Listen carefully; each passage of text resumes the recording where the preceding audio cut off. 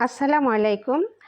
কুড়মুড়ে আলুর চিপস খাইতে কে না পছন্দ করে বলুন? বিশেষ করে বাচ্চারা তো ভীষণ পছন্দ করে। আর আমরা অনেক দাম দিয়ে সেটা বাজার থেকে কিনে তাদের খাইতে দিই। আর এটা কিন্তু শুধু বাচ্চারাই না, বড়রাও অনেক বেশি পছন্দ করে।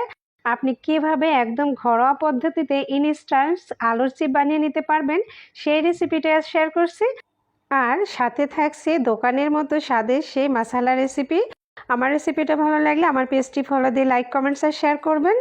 কোনো রকম সিদ্ধ করার ঝামেলা ছাড়াই ইনস্ট্যান্ট পটেটো চিপসের রেসিপিটা শেয়ার করছি। আর তার জন্য আমি এখানে 2টা আলু নিয়েছি। আলুটা আমি এই যে খোসা ছাড়িয়ে নিয়েছি। তারপর এই যে একটা পটেটো স্লাইসার দিয়ে আমি এখন পটেটোটা এভাবে কেটে নিচ্ছি। যাদের এই যে পটেটো স্লাইসার নেই তারা অবশ্যই এটা বটি দিয়ে পাতলা পাতলা করে কেটে নিতে পারেন। আর এই তো দেখুন আমি এভাবে সমস্ত আলুগুলো এভাবে কেটে নিচ্ছি আর খুবই সুন্দর একটা ডিজাইন এসেছে।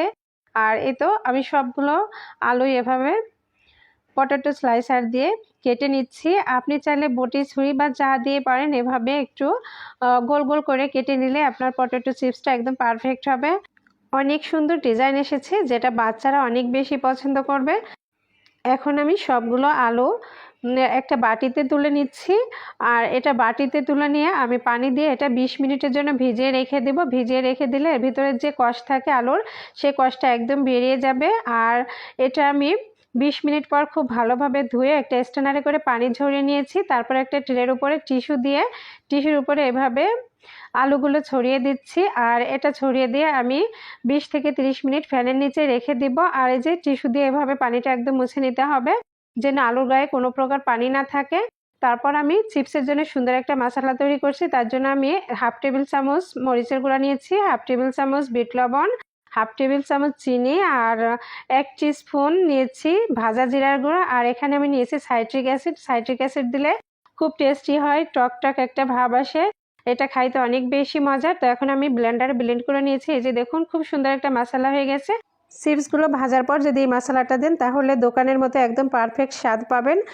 এখন আমি চিপসগুলো ভেজে নিচ্ছি। আর চিপসগুলো ভেজে নেওয়ার জন্য আমি প্যানে তেল নিয়ে নিচ্ছি। আর তেলটা গরম হয়েছে কিনা সেটা চেক করার জন্য একটা চিপস দিয়ে দিলাম। আর চিপসটা দেওয়ার পর যদি 3 থেকে 4 সেকেন্ডের ভিতরে চিপসটা এভাবে উপরে ভেসে ওঠে তাহলে বুঝবেন যে তেলটা একদম গরম হয়ে গেছে।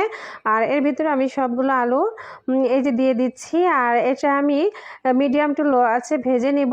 অতিরিক্ত তাপে এটা ভাজলে খুব দ্রুত কালার এসে যাবে আর চিপসটা ক্রিস্পি হবে না। নামানোর পরপরই এটা নরম হয়ে যাবে, এই জন্য সময় নিয়ে এটা ভাজতে হবে। আজকে আমার চিপসগুলো ভাজতে 10 থেকে 12 মিনিট সময় লেগেছে। আমি ঠিক এভাবে 10 থেকে 12 মিনিট মিডিয়াম টু লো আছে চিপসগুলো ভেজে নিয়েছি। আর এই যে দেখুন কালার আসতে শুরু করেছে। আপনি যদি এ পর্যায়ে চিপসগুলো নামিয়ে নিন তাহলে কিন্তু পারফেক্ট হবে না।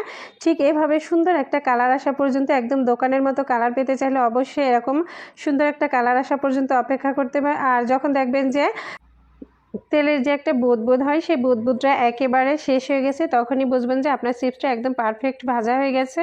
তো এ পর্যায়ে আমি এখন চিপসগুলো তুলে নিচ্ছি। আর এইভাবে যদি আপনি চিপসটা বানিয়ে নিন তাহলে একদম পারফেক্ট হবে।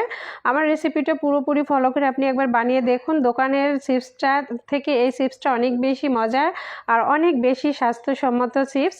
তো এখন আমি এই যে এগুলো বাটিতে তুলে নিচ্ছি। আর এটা পুরোপুরি ঠান্ডা করে নিব। ঠান্ডা করে তারপর মশলাটা দিতে হবে। আর এই তো আমি সেই মশলাটা দিয়ে দিচ্ছি। এই মশলাটা কিন্তু দোকানের চিপসের মতো একদম হুবহু একই স্বাদ পাবেন, এভাবে বানিয়ে নিতে পারেন। আর সমস্ত চিপসটা আমি মশলার সাথে এভাবে একটু ঝাঁকিয়ে মিশিয়ে নিচ্ছি। আর এই তো মেশানো হয়ে গেছে। দেখুন কি ক্রিস্পি আর কি স্বাদ আর কি কালার হয়েছে।